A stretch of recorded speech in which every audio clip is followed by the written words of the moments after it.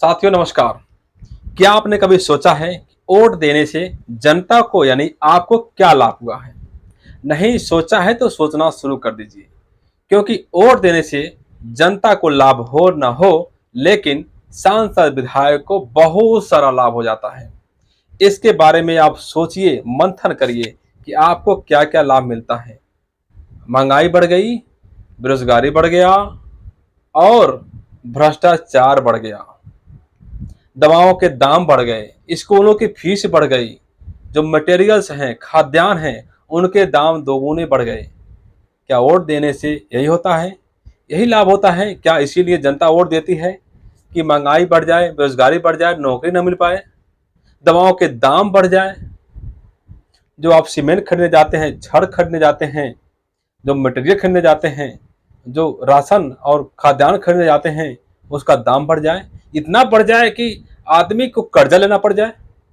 क्या इसीलिए वोट दिया जाता है?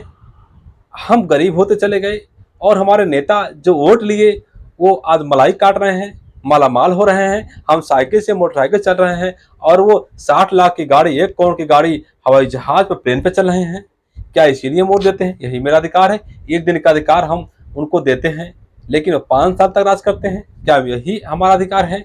यही हमारी जागरूकता है? आप लोग सोचिए कि आप वोट पाए, आपने वोट दिया तो आपको क्या क्या लाभ हुआ।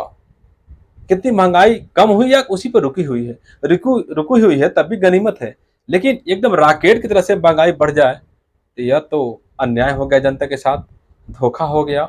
हमने आपको वोट दिया नीति बनाने के लिए, हमारी कमजोरी को, हमारी गरीबी को दूर करने के लिए। आपने तो हमको और गरीब बना दिया, और नहीं तो और फ्री में राशन देना शुरू कर दिया। क्या मतलब है? आप महंगाई कम कर देते, हमको फ्री राशन नहीं चाहिए होता, मेरी आय से मेरी बचत हो जाती तो मैं कुछ कर लेता, हमें रोजगार मिल जाता। हमारा जो मनरेगा मजदूरी है, अगर वो 500 हो जाता तो हमको तो राशन की जरूरत नहीं पड़ती, हम तो काम से चला लेते। तो बहुत सी चीजें हैं जो कहीं ना कहीं हमको बेवकूफ बना जाता है। वोट तो मेरा होता है, इनकी राज कौन करता है? नेता करता है। लेकिन कहा जाता है कि प्रजातंत्र में, जो प्रजातांत्रिक जो देश होते हैं उसमें प्रजा का राज चलता है। कहाँ चलता है भाई? एक बार वोट दे दिया तो फिर बीच में जो गलत करता है उसको बुलाने का अधिकार नहीं हमारे पास है। 5 साल तक चोर है तो चोरी करता रहेगा, हम उसको रोक नहीं पाएंगे। शिकायत करने जाएंगे तो उसी की सरकार है, वही लोग हैं, कौन क्या जांच करेंगे? जब सरकार बदलती है तब जांच हो पाती है, तब तक समय बहुत गुजर चुका होता है। आपने कभी सोचा है आपका बेटा कहाँ पढ़ता है, उनके बेटे कहाँ पढ़ते हैं? आपने कभी विदेश देखा है? उनके बेटे विदेश में जाकर रहते हैं। आपने कभी सोचा है? आप जागरूक होइए, आप मतदाता हैं, आप जागरूक होइए, वोट देने जरूर जाइए, लेकिन सच्चे और ईमानदार देशभक्त व्यक्ति को ही वोट दीजिए, चाहे वो नया हो या पुराना हो। भविष्य आपका है, आपके बच्चे का। आपका तो जो भविष्य है वो अगर 40-50 साल पूरा हो गया है तो समझिए कि आप तो जितना जीना था उतना कुछ साल और जिएंगे, लेकिन आपके बच्चे का भविष्य की बात है। उसको महंगाई झेलनी पड़ेगी भी, उसका आय कैसे बढ़ेगा, उसको रोजगार कैसे मिलेगा, उसको स्थायी नौकरी कैसे मिलेगी, सारी चिंताओं पे आपको चिंता करने की जरूरत है।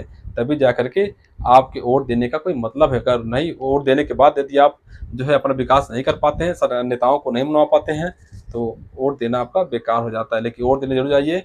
कम से कम ऐसे लोगों का बदलाव जरूरी है जो लोग भ्रष्टाचार हैं, जो जनता के पैसे से, जनता के टैक्स से, जनता के कमीशन खा खा करके बहुत ऊंचा हो गए हैं, और जनता परेशान है, कर्जा लेकर के परेशान है। बच्चे की शादी करना हो, बच्चे को पढ़ाना हो तो भी उसको कर्जा कर्जा लेना पड़ रहा है। क्या यही